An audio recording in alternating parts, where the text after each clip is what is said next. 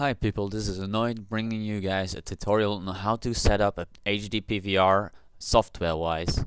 This is gonna be for all you guys having difficulties getting your clips the best quality possible, and I'm gonna try to make this tutorial on PS3 and Xbox, and I'll give you all settings, even the Sony Vegas ones you should use, so you can actually send your clips to an editor and he can get the best out of it as well.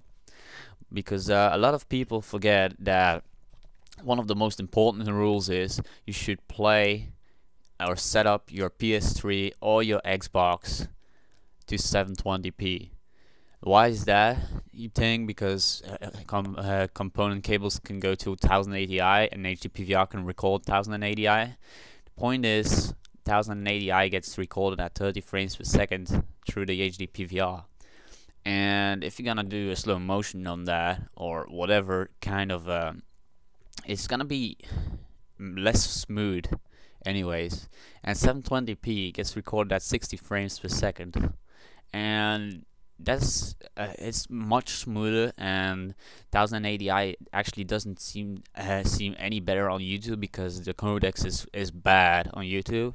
So at best, and all big editors use it as well, is 720p just for the 60 frames per second. It's a smaller file size as well, so that's a good thing. And so that should be one of the first things you should do, is put it to 720p. If you don't know how to do it, you just go into the settings and like I did and put it on 720p and then confirm it. If you have a different audio output, you can set that up, but I don't have that. So alright, so now I'm gonna show you guys how to set up the capture module for the HD PVR. Normally, if you're gonna connect all the wires and install the software, it's gonna work straight away. But a lot of people forget you can still change settings. So if you go to apparatus settings, you can change your contrast, your brightness, and all that stuff. Saturation, it's in Dutch for me, so I'm sorry I can't set it to English. But yeah, you can all change that. For me, it's to PAL B because I'm from Europe, so Europe most of the times has PAL B, and Americans will have NTSC, I believe. I don't know where CCAM is for, but Americans most of the time will have NTSC-M. And it's just because European games go with PAL B settings and Americans with NTSC. That's just a TV type thingy. And then the important thing is that format settings. You're gonna see my screen's gonna go black, and here you can put your quality up. The thing is, if you're gonna put your quality up to 13.5, it's gonna be much clearer and less noisy. So you're gonna have a smoother screen, and it's gonna be better quality in general. You should have this on constant bitrate, by the way, and for the rest it should all be exactly the same. And if you're recording, make sure you don't have the first option selected. Don't let it show the screen while it's recording, because that's gonna slow down your PC a lot and make the recording a lot less good. Now, since I'm showing you this, I'm gonna show you guys Sony Vegas as well. Just give me a second so I can open it.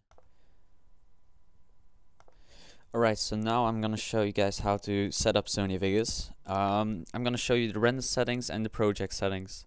First of all, you should go to Properties in the File menu, and now you'll have your project properties. And there are several templates in this, and this one I'm on 25p HD 720 project setting.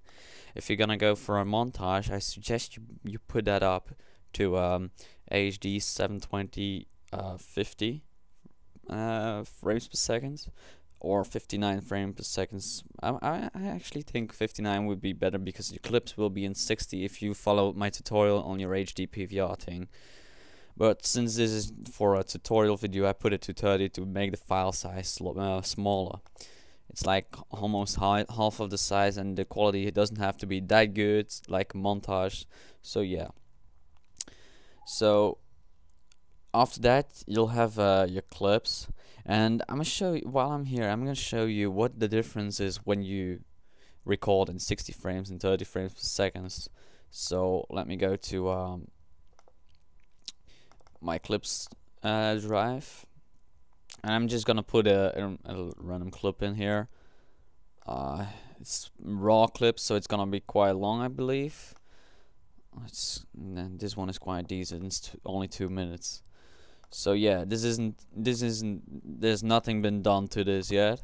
So I'm just gonna pull out a piece right here, and I'm gonna show you what the difference is. Never mind. I'm gonna show you a technique you should always use.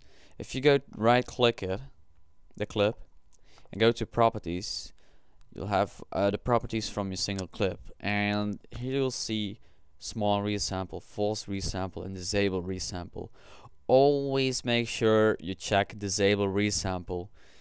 What disable resample does is when your movie plays, it will take away the ghosting, like we call it. Ghosting is like when your gun moves slower than the actual movie, so you'll have like a ghost following your gun, and that makes the movie blurry.